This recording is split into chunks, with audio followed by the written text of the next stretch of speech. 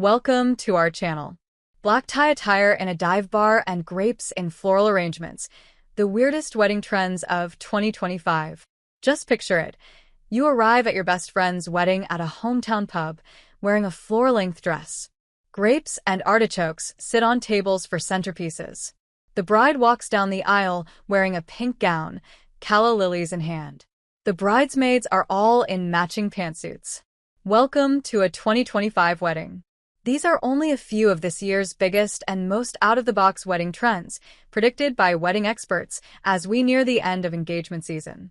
The Knot reports that November through February is the most popular for people to pop the question, including Tom Holland, who recently proposed to longtime girlfriend Zendaya over the holidays, and A-lister Selena Gomez, who announced in December that she and Benny Blanco are engaged. As wedding planning season kicks off, and I've experienced it recently firsthand, with my sister getting married in less than 2 months, what can we expect to see at this year's weddings? Reframing your wedding as a dedicated place to foster in yourself and the people you love is very relevant.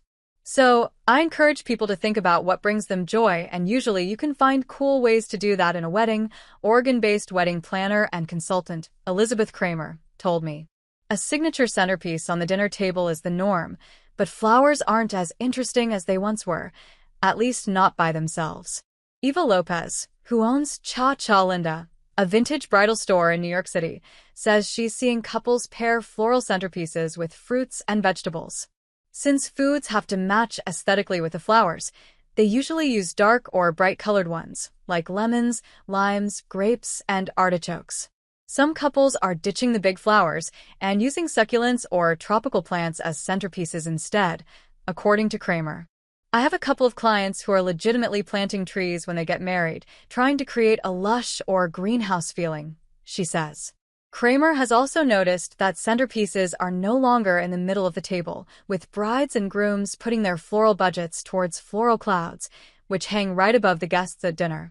Flowers are essential for brides and bridesmaids to hold when they walk down the aisle, and there's one flower reigning supreme in 2025, Calla lilies. They are bouquets with really long stems. It's just chic and elegant, Lopez says. It's got that architectural intrigue and feels powerful. It's not like the light, classic girly bridal look that's been an aesthetic in the past.